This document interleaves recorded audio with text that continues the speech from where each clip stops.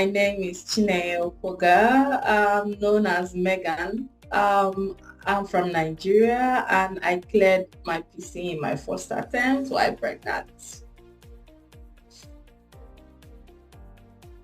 During my preparation for PCE, I faced some challenges. At the beginning, I have two toddlers who are so active, super active.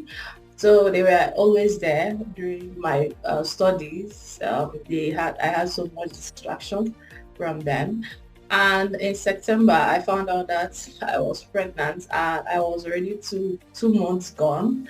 I didn't know because I was so involved in getting this exam ready.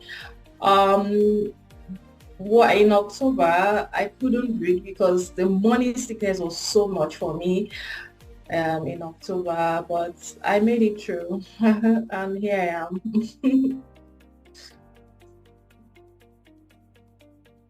The challenges I faced during this exam was that I graduated in 2011 and it's been a long time. I left my books, although I did my MSc in 2018, but this was so different.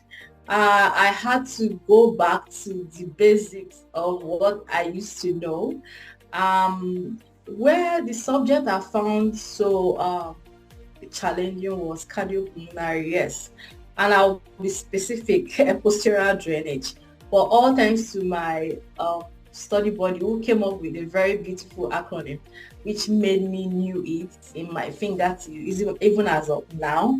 Other courses were difficult, MSK, neuro, yeah, then ethics. Ethics, I found it challenging because it's something different from what I used to know, Canadian culture and all that.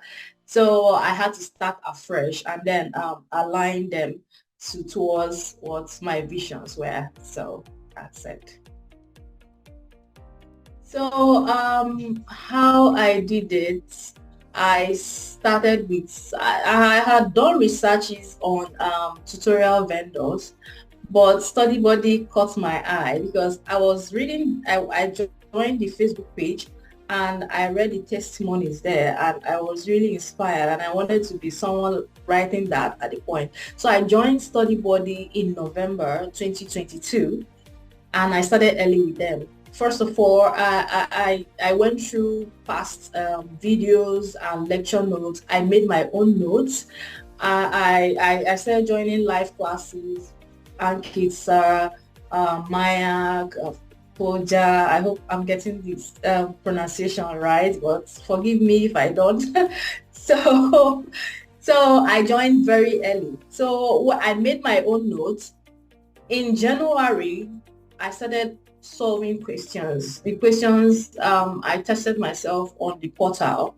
Any topic I read, maybe MSK, I go there and then test my knowledge. I wasn't doing well, so but down the line, yes, I knew that I was there because I was already doing well. Then when it comes to my personal life, just like I said, I had toddlers.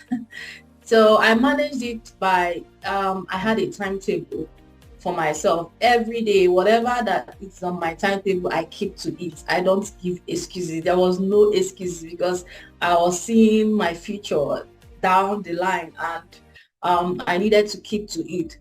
So I read everything. At the point, I read the whole notes like 4 times. Yeah, I read most of the notes 4 times. I watched the videos even more than 3 times. So you know how intense that was for me because I took this so seriously. So when I found out, down the line as well, I joined mentorship of Kiriam Mom, wonderful woman, amazing. I love her. So I found out that I was pregnant in November. She was so there for me. I must tell you, she was there for me. She nudged me. She during section, she would question me. She would give me fire round question in the midst of everybody, to see if I'm ready for this exam, in spite of the fact that I was pregnant. I was battling with morning sickness. So I made it through. I made it through because of my resilience. I made it through because of my consistency. I made it through because I started early to study for this, because if I had started 3 months before the exam and I was pregnant, I know I was going to fail it. So I made it through because of I gave in everything and I didn't want to leave regrets at the end. Okay. Number one tip for passing this exam is to start early. Believe me, you can't crash this exam. It's not. I know some people do it, but then again, to be safe, you need to start early. That's number one tip. Number two tip is, if you can, make your notes. You may not write it down, you can print it out, but have your notes so that you can fill it in. If you have a new information, you fill it in. For myself, I had a note for each course. MSK has its own notes. I have another note where I write down rationales of questions that I've solved in MSK. The same thing I did for neuro, I did for. So everything is in one place. If I want to read rationale on MSK, I bring out a note for rationale for MSK. It made it so easy for me. Thirdly, I had a timetable. I kept to it. I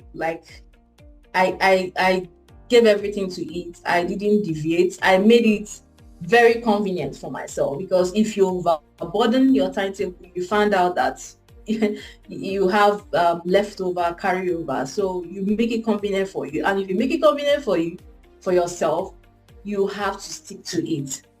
Fourthly, you see those sticky notes that you see in testimonies that they paste on the walls.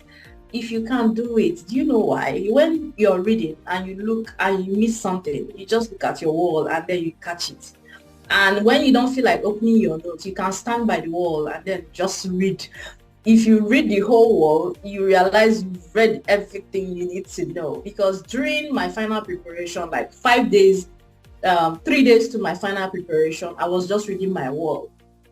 Yes, I was just reading everything on my wall. I didn't open my notes because I didn't want anxiety. So I was just reading everything on my wall.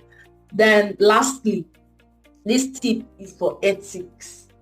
Ethics is very important. It's the bulk of this exam, and you have to give 1 hour a day at least for ethics, because it will help you soak into Canadian culture, Canadian practice, and so that when you get to the exam, when you see the ethics question, it won't be weird, it won't be random. You just answer it and move on, no matter how they twist it. Thank you. Goodbye, everybody. I wish you guys the best of luck, and especially those coming from Africa. You can do this. Those in Nigeria, you can do this. Just write the exam, prepare very well, and that's it. Bye.